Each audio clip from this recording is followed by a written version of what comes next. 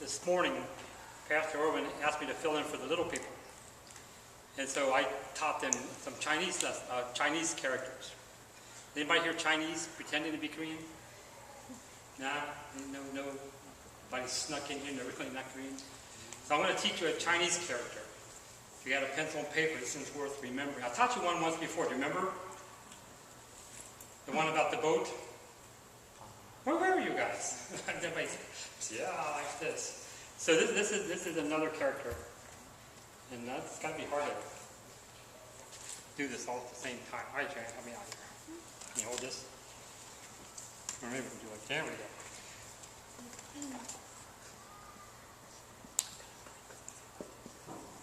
That's the character. Looks kind of like what's up there, right? Say yes. Kind of. There you go. I'm going to do it again. That side.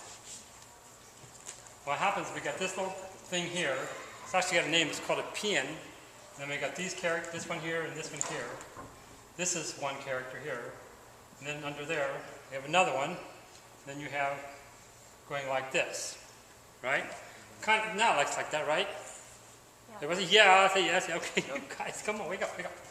Now, what's going on here is you can ask anybody who's Chinese or Japanese for that matter what this means. And they will all tell you it means dirt. It just means dirt. It's something coming up out of the ground. That's it, dirt. And this one here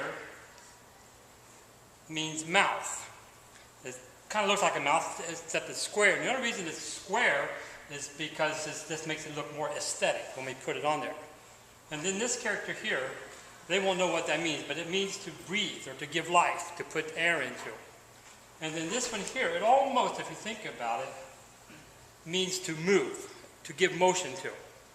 So when you see this on a Chinese character, that means that's something about motion or moving or happening, that kind of thing.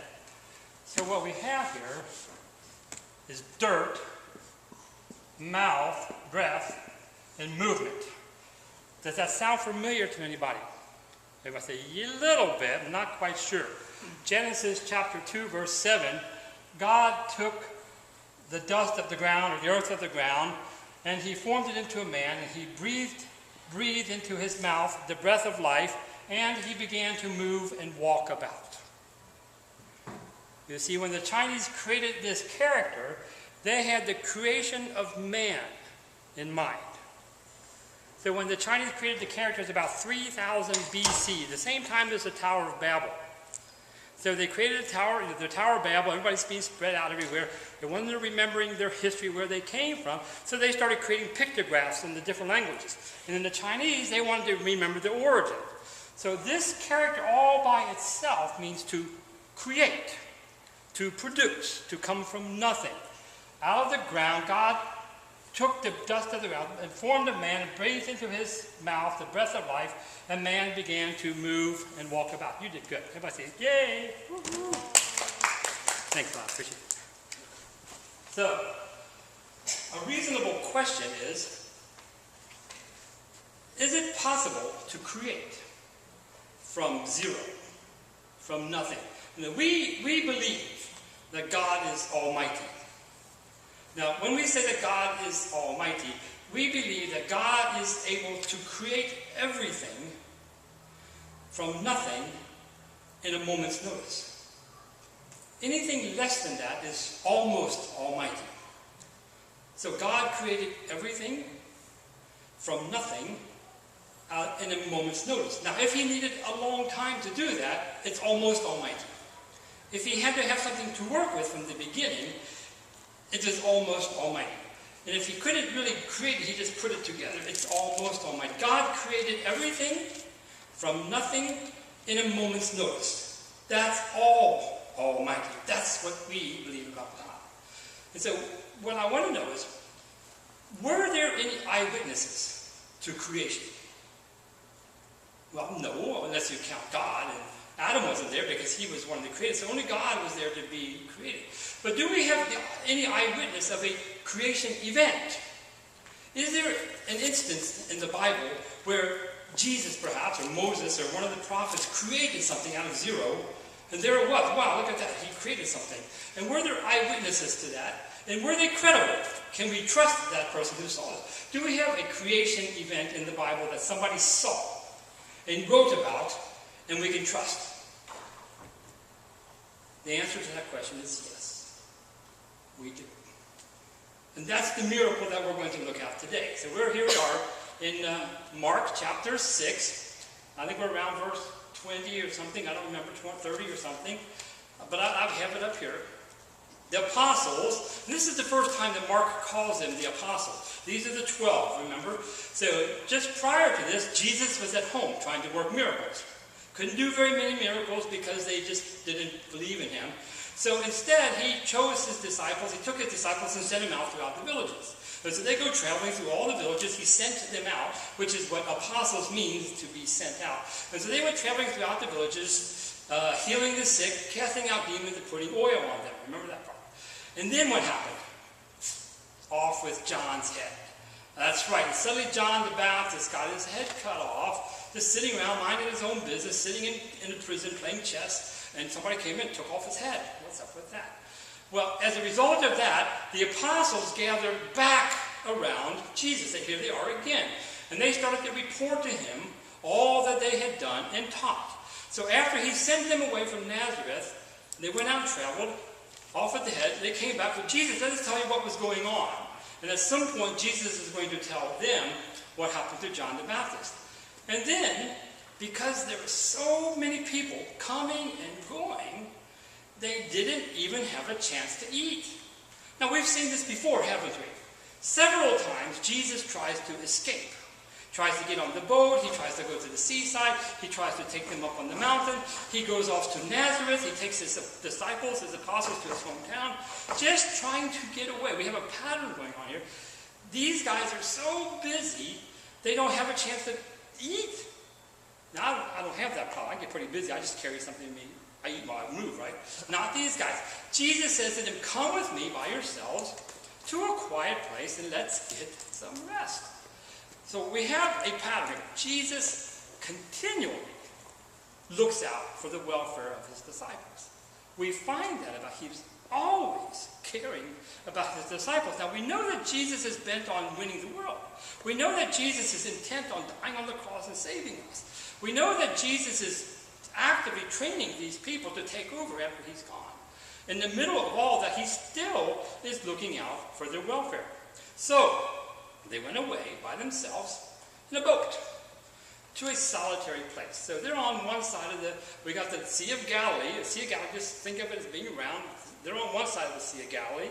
They said, let's go over there to a quiet place. So they're just going to kind of cut across. Got this big circle. We're just going to cut across the Sea of Galilee, right? Don't need to go very far. Let's go over there to that quiet place, Jesus says. But many who saw them leaving, saw them get into the boat, recognized them. And they ran on foot. Right? They ran on foot from all the towns and got there ahead of them. Now, if we were to imagine that this room was the Sea of Galilee, and I'm on this side of the Sea of Galilee, and I want to go to that side just so it's nice and peaceful, I could just take a boat and go straight across. Well, boats are slow. You got to wait for the wind. And they just kind of putter along. So while the boat's going from this side of the sea over to that side of the sea, all of these people come out of the woodwork, out of the towns, and they go running around the lake. It's faster to run around the lake than it is to go across the lake on a boat. So they're trying to get across the lake. They go right around the lake, and they got there ahead of them. So they're trying to get off the boat, trying to take a break, and there's all these people. Oh, there's people everywhere. So Jesus says he has. Did I miss something? So Jesus landed and saw how'd that happen? So I'm very sorry. The towns that got there ahead of him. Now, Jesus landed, and he sees this large crowd. Oh, look, there's lots of people. About how many? 5,000. We'll find that 5,000 men, a whole bunch of women, and even little people. And he has compassion on them because they were like sheep without a shepherd. I see people sometimes, they look just like sheep to me. Yeah, sheep is one of the dumbest animals there is. I think I mentioned this before. You know how dumb sheep are? You can take a sheep and you put them in a row, and you say, follow me, and the sheep will follow you. And you put out a board or a pole or something, and you teach the first sheep to jump over it. The second sheep will jump over it. The third sheep will jump over it. You just pull the pole away, they'll just keep jumping. Because all they know how to do is to follow whatever the first one did. They're just plain dumb animals. When Jesus sees them, he sees their sheep without a shepherd. I just see dumb people walking sometimes. It's a big difference between me and Jesus, of course. So he sees them. Wow, look at these people. They're just wandering around. And he begins to teach them many things. So here's a pattern of Jesus again. Jesus has more compassion than he has fatigue. I said, how many times have we seen Jesus try to get away from these people, and he couldn't, and even when he wants to, there they are still. You can hear the apostles thinking, oh my goodness, would these people leave us alone? Especially Peter, he's the biggest eater of the bunch. Would these people just go away for a moment? Let us. Everywhere we go, there are people. You can hear the griping and going on the boat. Oh, we're going to get over. Oh, look at all these people coming. It's going to be miserable.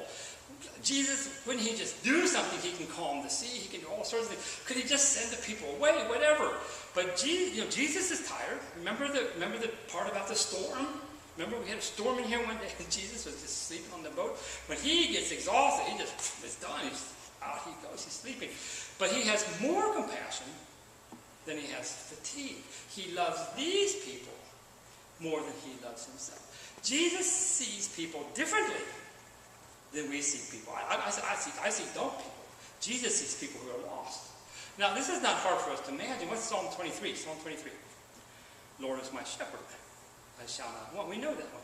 So from old time, the Lord was our shepherd, and he viewed us as sheep.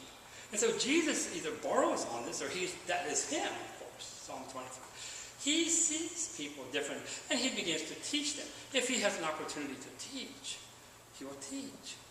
These people were so tired of what the Pharisees and what the rabbis were saying. Rabbi A says about Rabbi B, says about Rabbi C, says about Rabbi A. They just talked about in this big circle, quoting each other, never learning anything new, never learning how to live their life better, never knowing how to be different.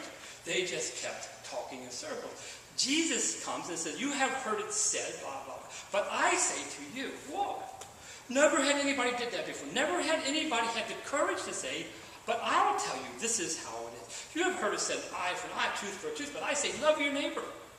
Whoa, what is that? No, we're supposed to get even with our neighbor. No, you're not. You're supposed to love your neighbor. So only Jesus brought them something new. They had been waiting for this since the beginning of time. By this time, it was late in the day, and his disciples come to him. This is a remote place. A remote place. Where's a remote place? That's like, we are out in the sticks, he says. We're in the boonies, they said. And it's already very late. So they landed sometime late afternoon. So it's, late afternoon, 3 o'clock, 4 o'clock. What time does it get dark? I don't know, 6 o'clock, 7 o'clock. So it's not quite dark yet, but it's getting there. It's already very late. Send the people away so they can go to the surrounding villages, or surrounding countryside, and villages and buy themselves something to eat. Makes sense. There's only 13 of us. There's a bunch of them. We don't even know how many there are until we count them. But there's too many for us to feed.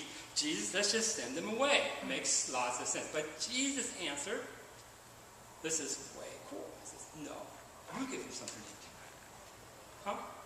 It's like, you feed them. It would be as if 5,000 people just suddenly showed up, and I said, you feed them. What? And where am I going to get this from? Where am I going to get this money from? There's not even enough restaurants around for us to order and deliver in. If I said to you guys, go feed them. It's just like that. Huh? What are you, nuts? They said to him, that would take more than half a year's wages. It's like 200 denarii. 200 denarii. A denarii equals 1 day's pay. 1 day salary. So 200 is 200 days, right? 180 days, half a year. It's a little bit more than a half a year. So they're saying, that would take us 200 days worth of our pay. So how much money do you make in a day? Okay, multiply that by 200. That's how much it'll cost. Whoa, okay, so now that's a kind of a weird number. So one wonders, where did he get that number from? Now, why not 216? Why not 6 months? Why not 4 months? Why not 5 years? Well, the general wisdom here, more than 200 days' pay is what we would need. This is probably all the money they It's a very arbitrary number. It's kind of like whoa. This number would call it, Judas looked in their bag and he started counting how much money. We've got 200 denarii.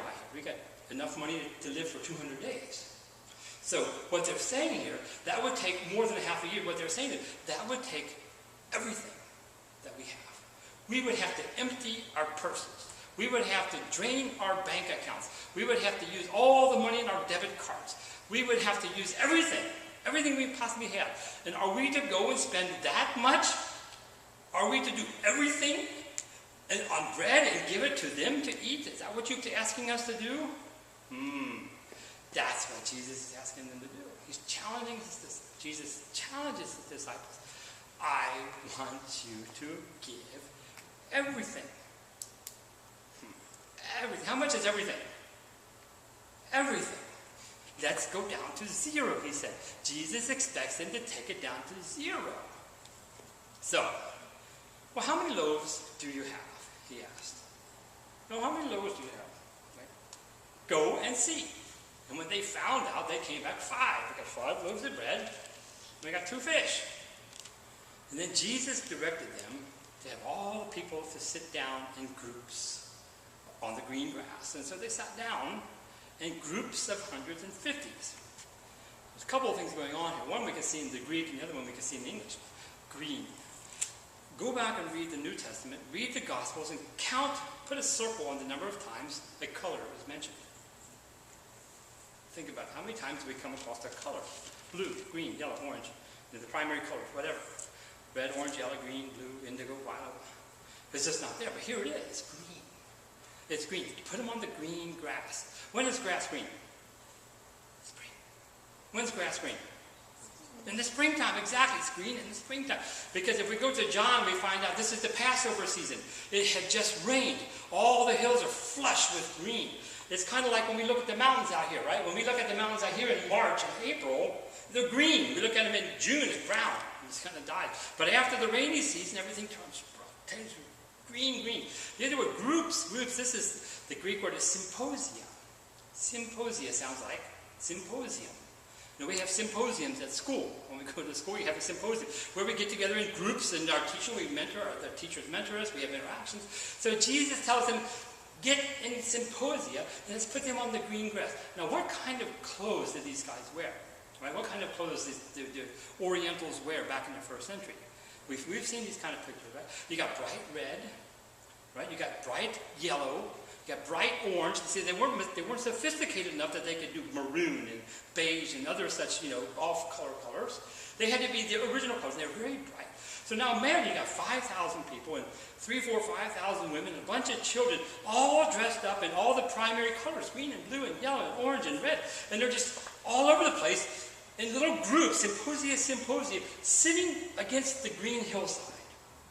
Can you see? They got these groups. They look like, it's called what? They're called flower beds. The second one, groups have hundreds.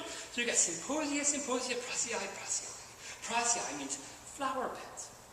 Jesus, this is so fun. Jesus takes the people and he puts them in groups and he decorates the mountainside and makes it look like a flower bed. Wow. See, he could do that because he created those people, didn't he? So, Jesus, we've learned the lesson that Jesus makes do with what he has. Now, how many times have you had, well, we can't do that here at church because we don't have this. You heard that? We can't do that because we don't have. I can't do that for Jesus because I don't have. I want to accomplish this, but I don't have. Jesus, he says, this is what I have. Let me see what I can do with that. And then he decorates the hillside with the people. Now, here's the fun part for me. He takes the 5 loaves and the 2 fish, and he looks up into heaven. He gives thanks. Gave is the way he gave thanks, and broke. Now, he broke the loaves. Then he gave them to his disciples. Now, we've seen this before. They said gave is past tense, but it's not past tense. It's actually the ing. He started giving them to his disciples. So he takes the 5 loaves, the 2 fish, he looks up to heaven, he gives thanks, breaks the loaves, then he starts giving them to his disciples to distribute to the people. He also divided the 2 fish among them as well, among them all. And they all ate and were satisfied. Now the question here is, where did all the food come from? We thought about where did the food come from, right? We have got a plate or a basket or something, and there are two little fish laying there. That's being fish, and you got bread. I'm being a bread. So he breaks the bread, or he pulls a piece of bread out of the basket, and he starts giving it away. How'd that work? Did he take the bread and stretch it and give it away? And there's some more there. Did he break it? And as soon as he broke it off, another one pulled out. Did you ever think, did it just keep appearing? So he broke that fish's head off. Another head, another head, another head, another head. How did that work? Well, so is he reaching down into the basket, pulling out rabbits? Is he doing magic here? I don't know if you've ever thought about that, but I thought really hard. How did that actually work? And the answer is right here. The answer is right here. He broke it. He broke the fish. He broke the loaves. And then he kept on giving to them. The Greek here is very clear here. When he kept on giving this food to them, he was producing it right there on the spot. It was coming out of his hand. He was creating more food right there. He broke it and then he just started giving it away. Well, it comes out of his hand. Why? How can he do that? How can he do that? Because he's the creator. And the creator can do such things. And Peter sees it with his own eyes and tells us that's how Jesus did it. Now, isn't that cool?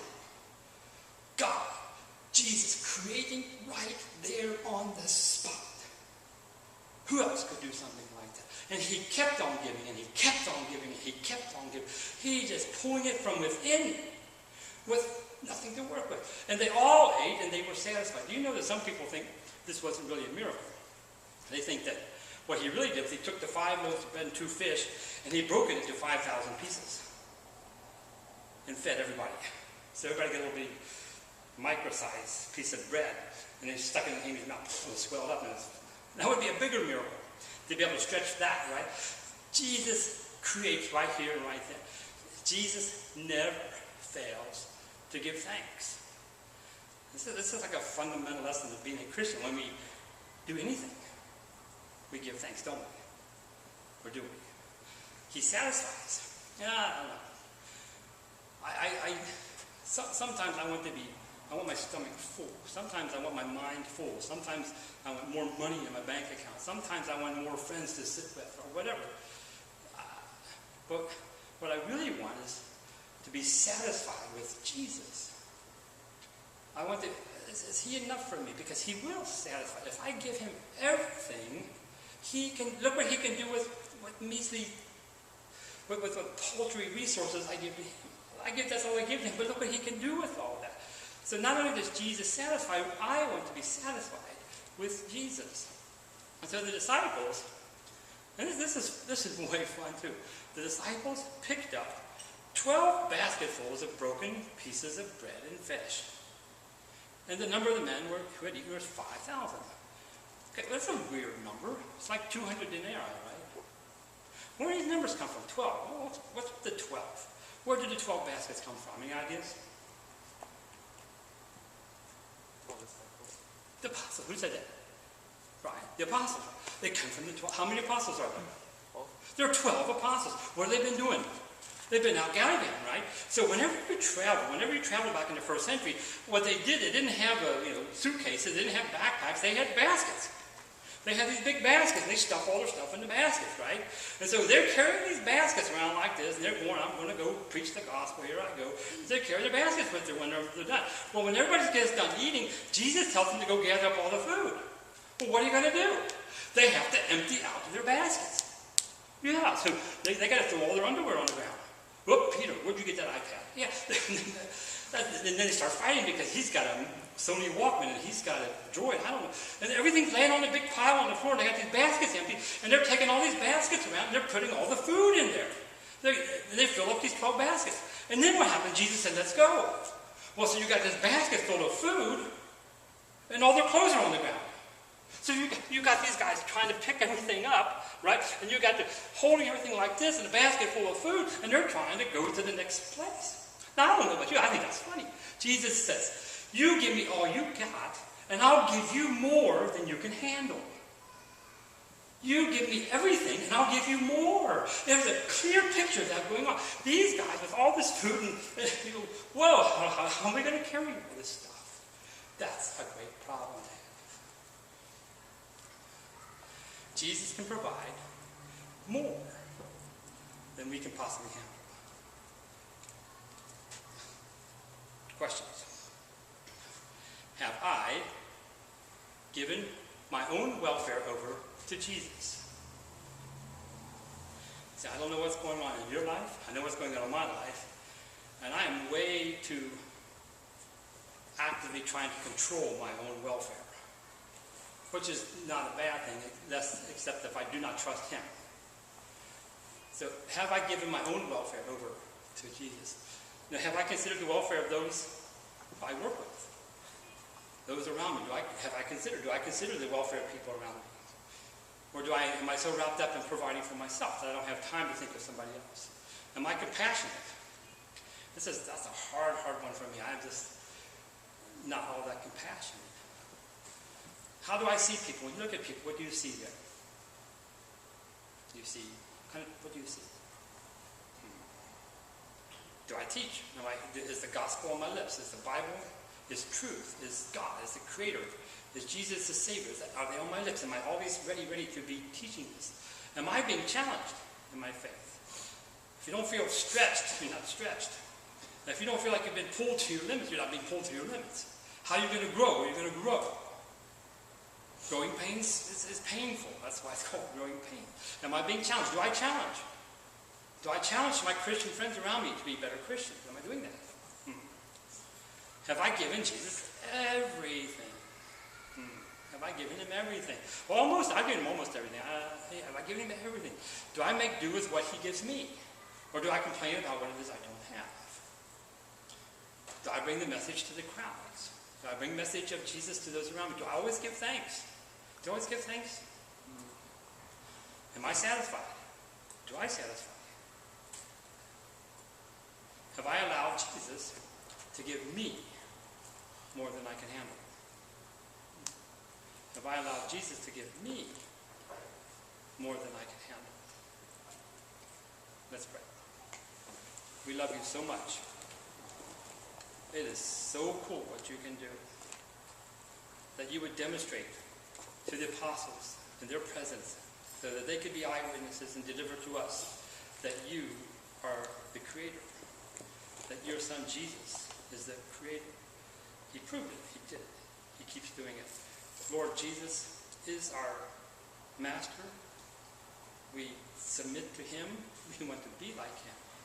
We accept the challenge to grow in him.